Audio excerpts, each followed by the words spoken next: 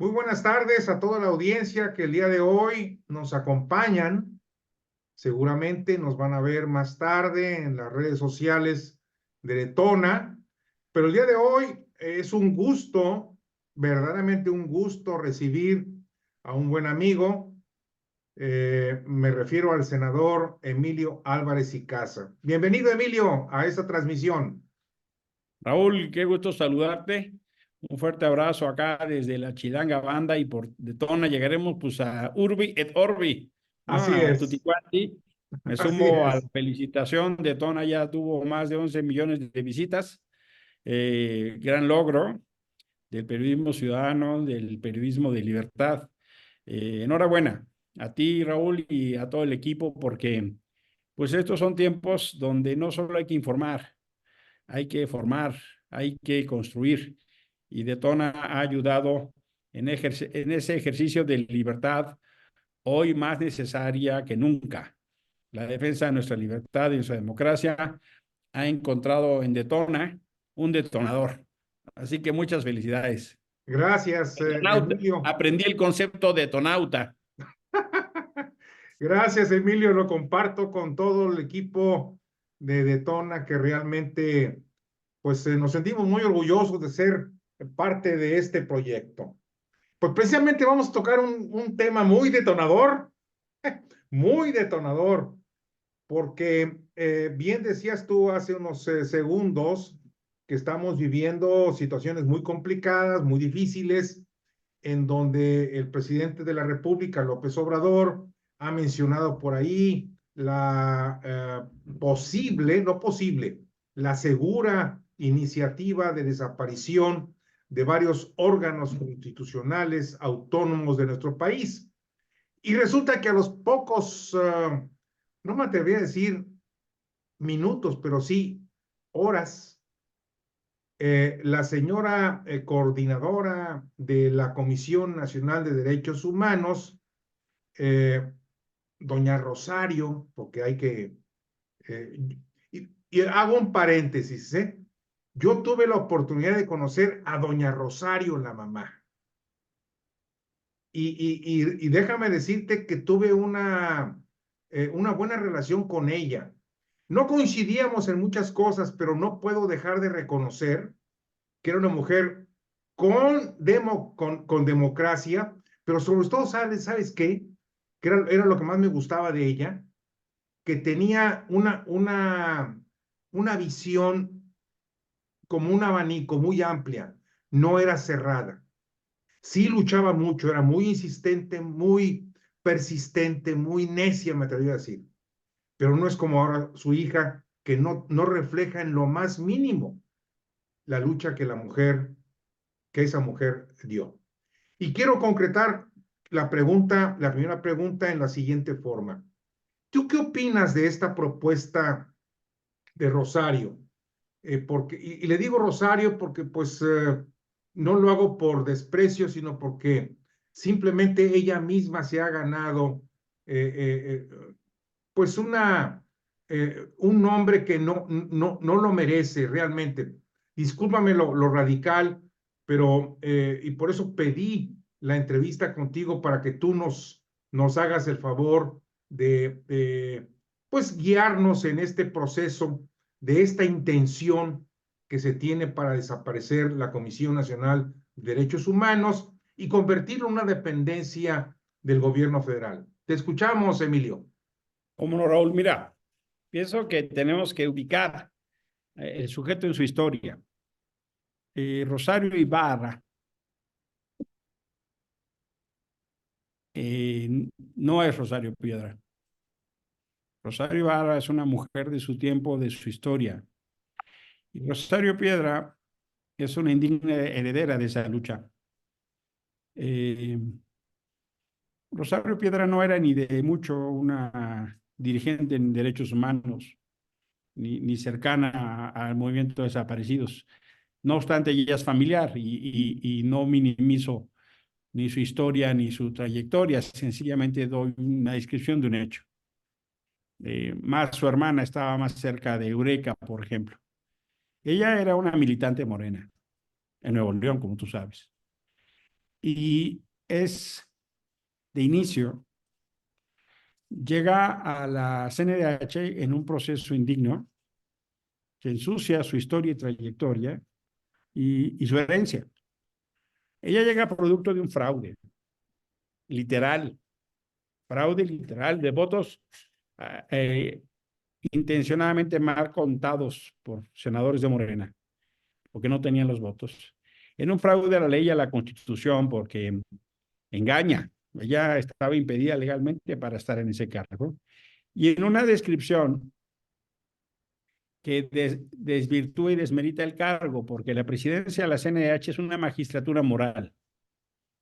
Al emitir recomendaciones y no emitir sentencias, una parte muy importante de su trabajo tiene que ver con esa magistratura moral y persuasión y una posición de ética.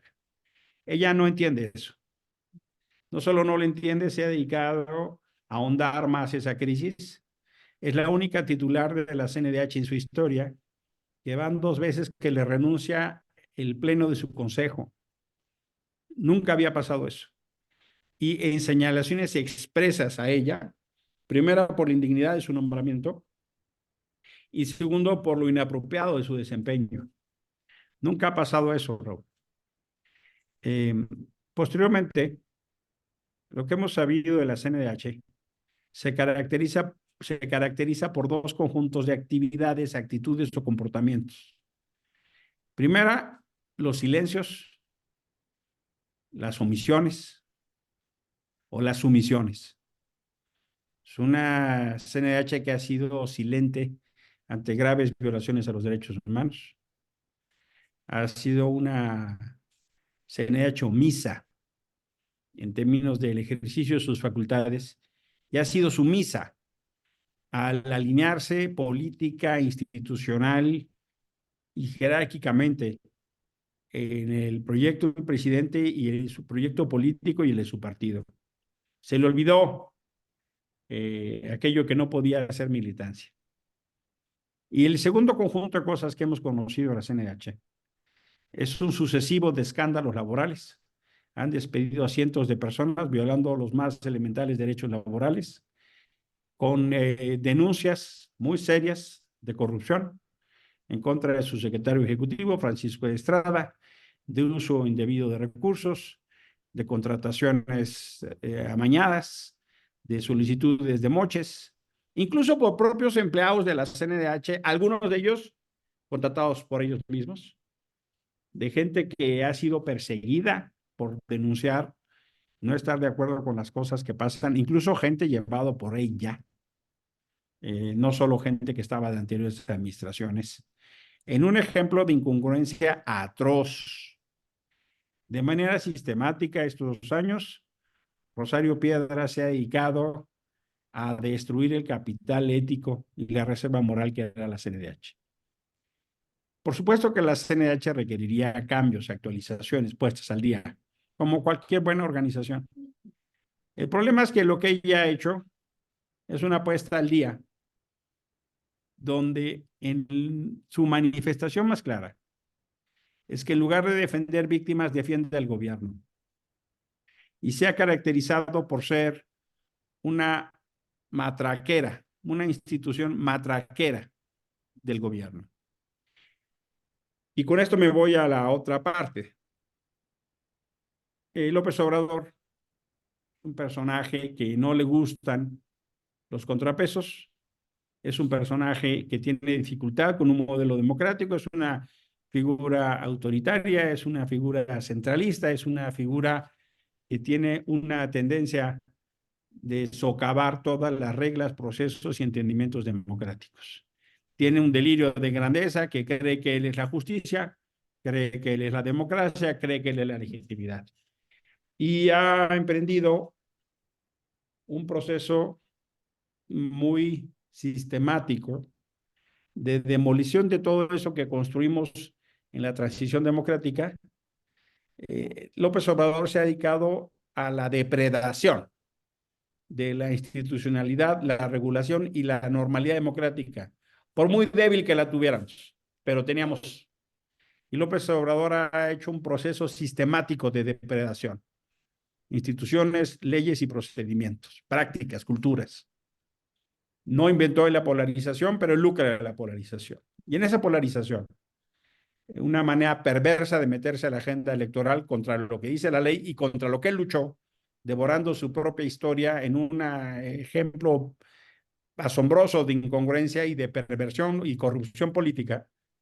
Ahora se lanza en una nueva etapa contra los órganos autónomos.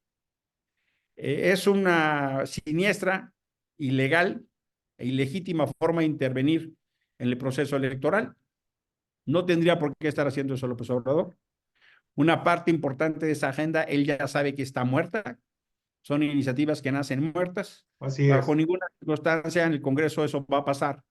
Pero lo hace López Obrador para adquirir tiempo y agenda en el tiempo electoral para otra vez ilegalmente llamar a votar por su candidata y su partido. Ya es Raúl López Obrador el presidente más sancionado, violador de la Constitución en la historia. Tiene 24 sanciones del INE y 4 del Tribunal Electoral Federal. Casi es un récord olímpico y mundial. Y en lugar de dar ejemplo de cumplimiento de la ley, López Obrador se ha convertido en un ejemplo de incumplimiento. El tema no es menor, porque como la autoridad le llama a los ciudadanos a que cumplan la ley si tenemos un violador serial y un violador sistemático de la Constitución y de la ley. La otra parte llama la atención poderosa en esta discusión de la desaparición de los órganos autónomos, que el propio López Obrador hace una especie de estado de excepción de la CNDH. ¿Por qué lo hace? Porque en realidad lo que se ha vivido es un proceso de captura. Morena ha capturado la CNDH, López Obrador ha capturado la CNDH y se siente muy cómodos con esa CNDH. Una CNDH que saca boletines para felicitar al gobierno, una CNDH que no dice nada, no dice nada de la muerte de los migrantes en Ciudad Juárez, no dice nada de la militarización, no dice nada del desabasto de los medicamentos. Y si lo dice, pues lo dice de dientes para adentro, porque no tiene mayor impacto público. Es una formalidad.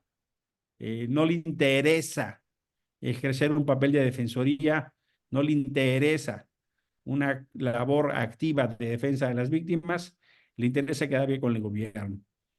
Y quien nos vea probablemente se acuerde de esa canción que decía, yo quiero ser la consentida de mi profesor. Así es ese corillo, quiero ser la consentida de mi profesor. Así es Rosario Piedra con López Obrador. En un alarde de sumisión, se presenta el informe y en lugar de hablarnos de los temas que te refiero, nos habla de cosas futiles, que si ya no usan los altos blindados, que si el comedor ahora es un comedor institucional, que si las armas que tenía el equipo de seguridad de la CNDH se las dieron a la Sedena. Y perdóname que lo diga en estos términos. Pendejadas así. Es más, pendejaditas así.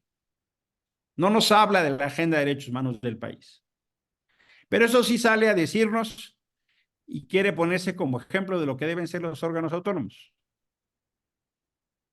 Primer gran problema, entiende la autonomía como alineación al Poder Ejecutivo.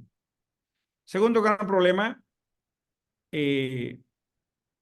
la utilizan de modelo. Eso es lo que quieren para la CNDH, eso es lo que quieren para el INE, eso es lo que quieren para el INAI, eso es para lo que quieren al Poder Judicial.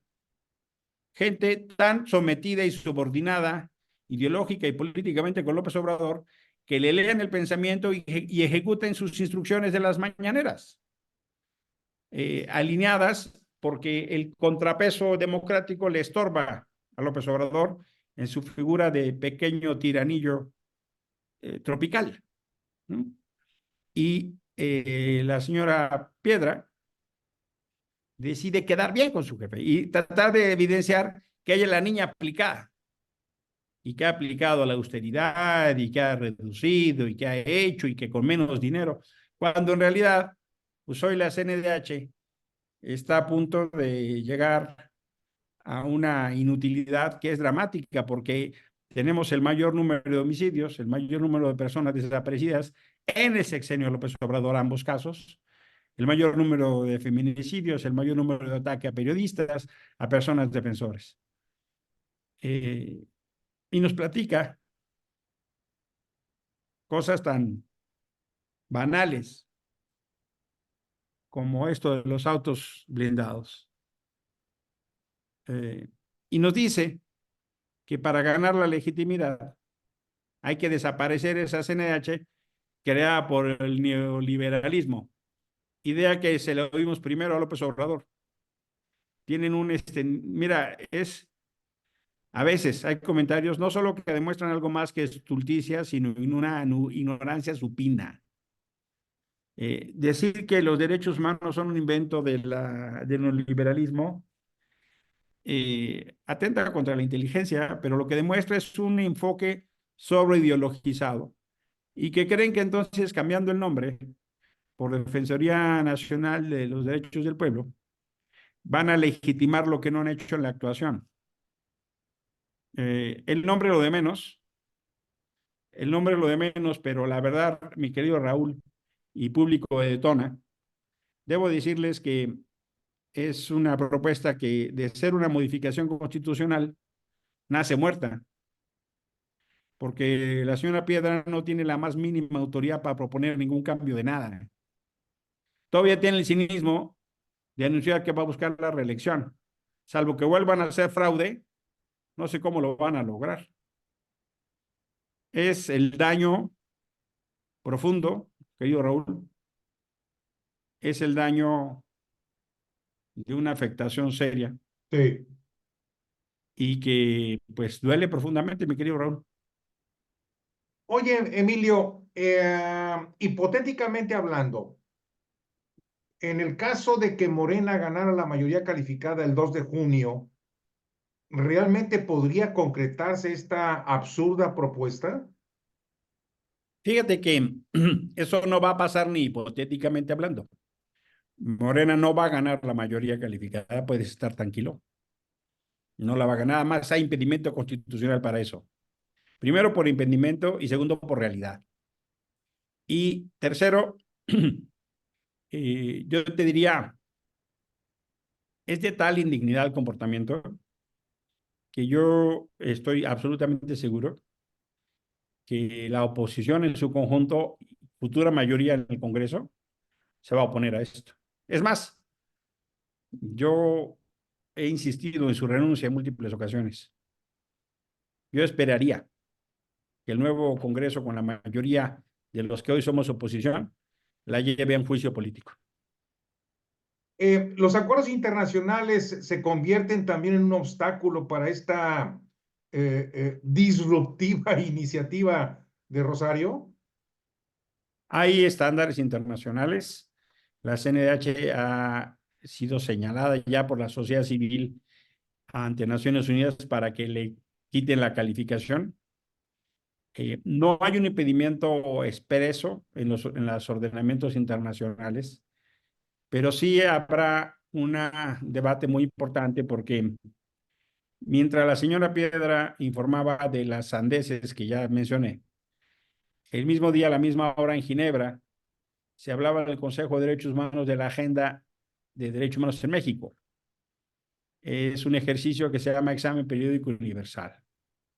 Más de 100 países hacían observaciones y preguntas a México sobre la militarización, sobre los ataques a los periodistas, incluyendo los que vienen del propio presidente, la falta de protección a personas defensoras de derechos humanos y mismos periodistas, la tragedia de las personas desaparecidas, el fenómeno del ataque a defensores del medio ambiente y la depredación ambiental, e incluso señalamientos expresos para que el ejército deje labores de seguridad pública, así como la Guardia Nacional deje realizar control migratorio.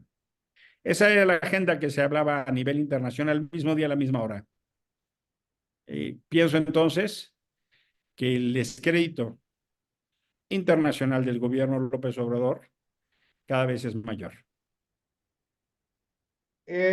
No, quisiera yo preguntarte antes de concluir esta interesantísima plática que una vez más eh, López Obrador y su forma de gobernar eh, con su narrativa provoca estas confrontaciones y esta distorsión de la realidad. Absolutamente. La comunidad de detonautas tiene que tener claro que López Obrador no inventó la polarización, pero ruin, vulgar e ilegalmente, López Obrador lucra de la polarización. Ya existía en México distintos esquemas de polarización, que si ricos y pobres, que si blancos y morenos, que si indígenas y criollos, y que si el norte, que si el sur, que si el centro. Ya había en nuestro país distintos contextos de polarización. Pero a diferencia de ti, a diferencia de mí, tú y yo no tenemos un mandato constitucional que nos obligue a velar por la unidad del país. Claro.